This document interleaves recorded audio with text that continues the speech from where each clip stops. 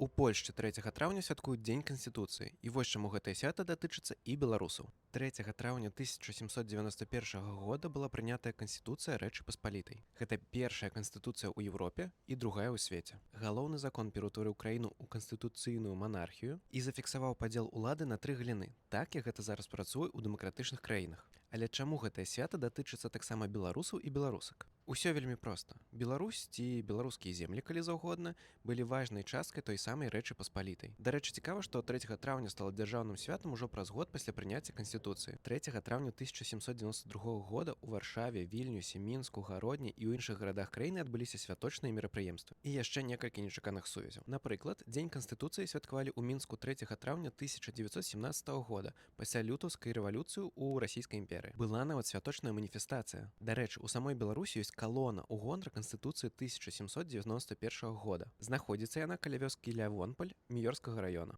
Дарэчы, таксама дзень канстытуцыі 3 траўня святкуюць і ў Літве. Магчыма, калісьці будуць і ў Беларусі.